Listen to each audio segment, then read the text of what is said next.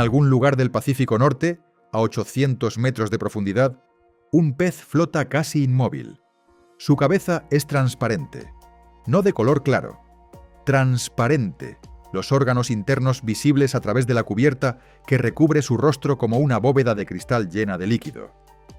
Dentro de esa bóveda hay dos esferas verdes brillantes que apuntan hacia arriba, hacia el difuso resplandor que viene de la superficie a cientos de metros de distancia. Los científicos conocían este pez desde 1939. Tenían especímenes en los museos. Creían que esos dos puntos que tiene a los lados de la cara, que parecen ojos, eran los ojos. Tardaron 65 años en entender que eso era incorrecto. Los dos puntos de la cara son los orificios nasales. Los ojos son las esferas verdes dentro de la bóveda transparente. Y las esferas pueden girar. En 2004, Bruce Robison y Kim Reisenbichler, del Monterey Bay Aquarium Research Institute, usaron un vehículo submersible con cámara de alta definición para observar por primera vez a este pez vivo en su entorno. Los especímenes capturados habían llegado siempre a la superficie con la bóveda transparente colapsada, destruida por el cambio de presión. Nadie sabía que estaba ahí. En las fotos de los museos, el pez parecía tener los ojos fijos mirando hacia arriba. Lo que Robison y Reisenbichler vieron en el vídeo fue diferente. Las esferas giraban. Podían apuntar hacia arriba para detectar siluetas de presa sobre la bóveda. Podían apuntar hacia adelante cuando el pez iba a comer. Lleva 65 años disponible como espécimen de museo. Lo que hacía, en realidad, lo descubrimos en el siglo XXI. Macropinna microstoma. El pez barrilito.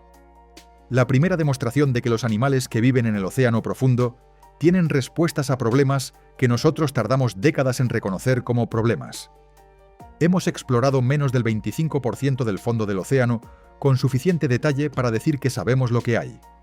El resto es cartografía borrosa y columna de agua sin muestrear.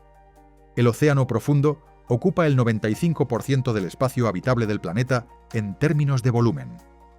Y la mayoría de lo que vive allí abajo sigue siendo, en términos prácticos, desconocido. Lo que sí conocemos ya es suficiente para entender que el fondo del océano tiene sus propias reglas sobre lo que puede ser un ojo, lo que puede ser un organismo, lo que puede ser un individuo.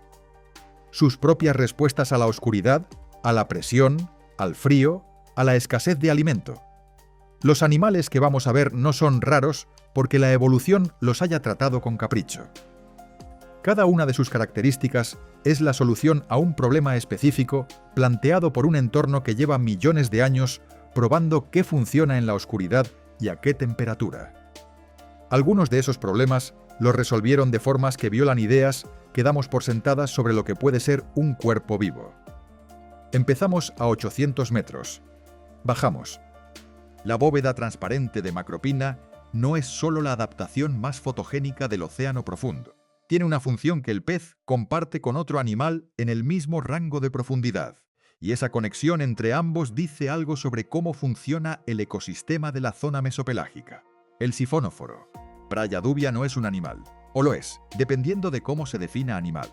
Es una colonia de individuos genéticamente idénticos. Clones de un mismo huevo. Cada uno especializado en una función concreta, que no puede realizar ninguna otra parte de la colonia. Los nectóforos nadan. Los gastrozoides digieren. Los gonozoides se reproducen. Los paliones producen tentáculos con nematocistos. Ninguno de esos individuos, aislado, puede vivir. El organismo que forman juntos puede alcanzar los 40 metros de longitud. 40 metros. La longitud de un autobús articulado más largo que ha fabricado la industria europea. Una ballena azul mide entre 25 y 30.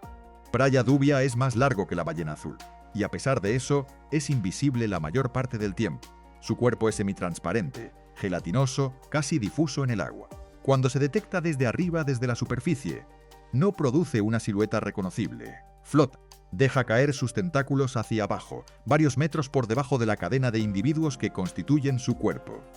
Y espera. Cuando algo roza esos tentáculos en la oscuridad, los nematocistos se disparan, paralizan, y el gastrozoide más cercano comienza a digerir.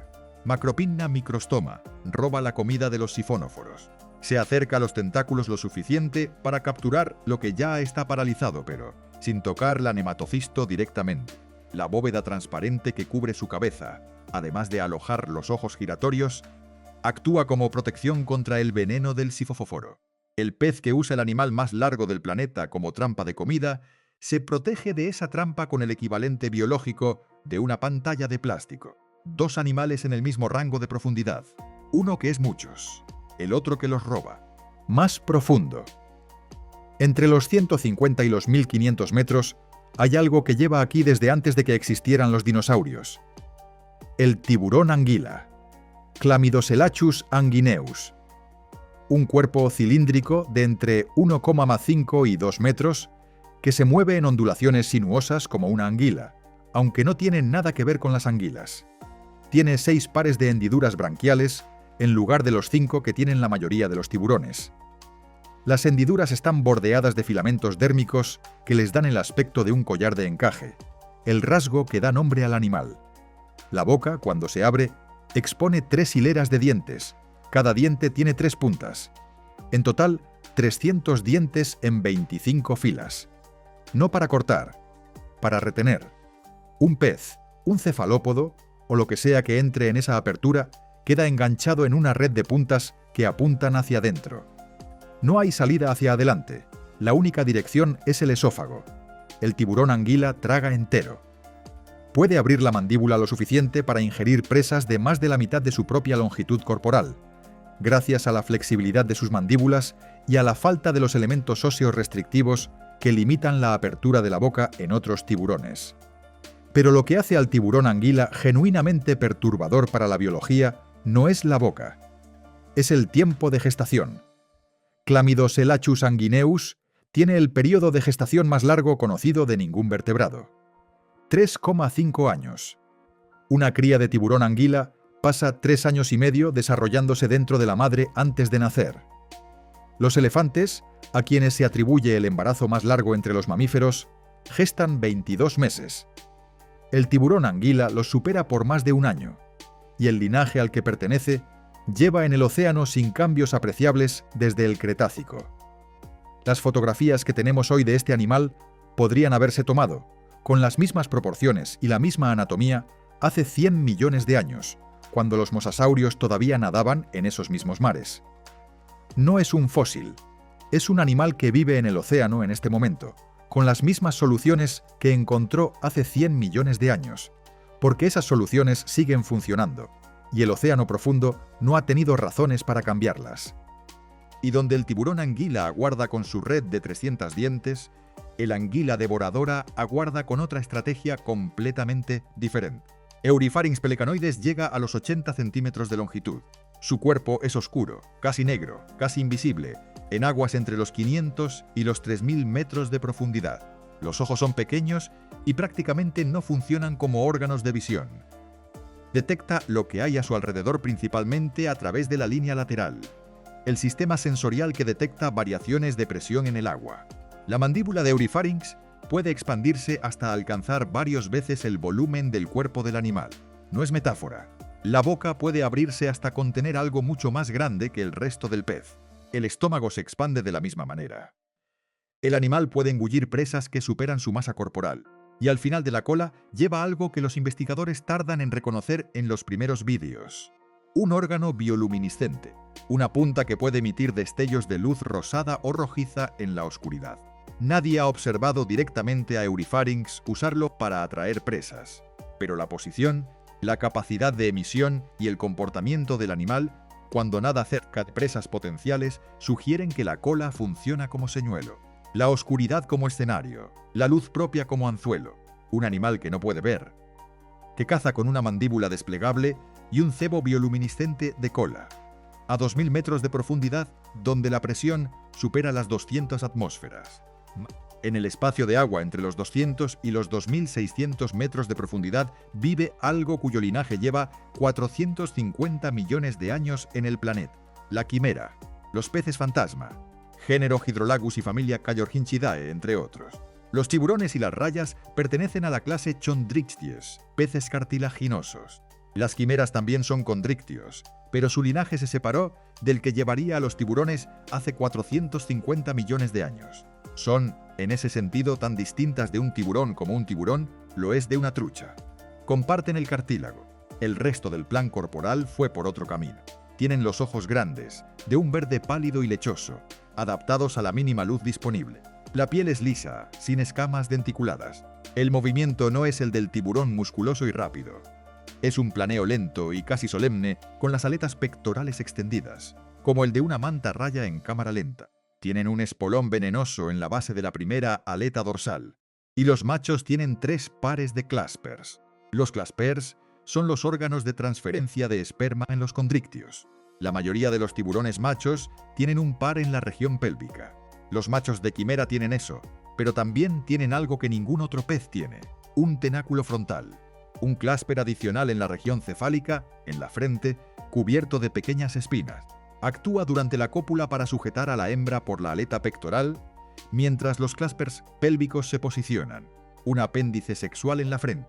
La solución que la evolución encontró para el problema de la cópula a 1500 metros de profundidad en oscuridad casi total, con un cuerpo diseñado para planear en lugar de sujetar.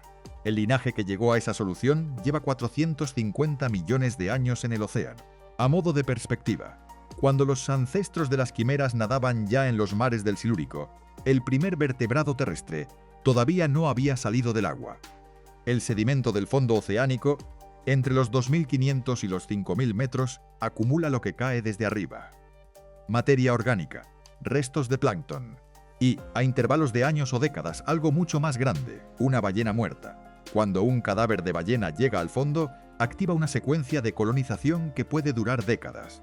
Primero los carroñeros móviles, tiburones abisales y crustáceos, que consumen la carne en semanas o meses. Después, cuando el esqueleto queda expuesto, algo diferente: Osedax, descubiertas en 2002 por un equipo del MBARI en el cañón de Monterey, a 2.891 metros de profundidad, en los huesos de un cachalote gris. El investigador Robert Friedenhoek lideró el análisis. Los publicaron en Science en 2004.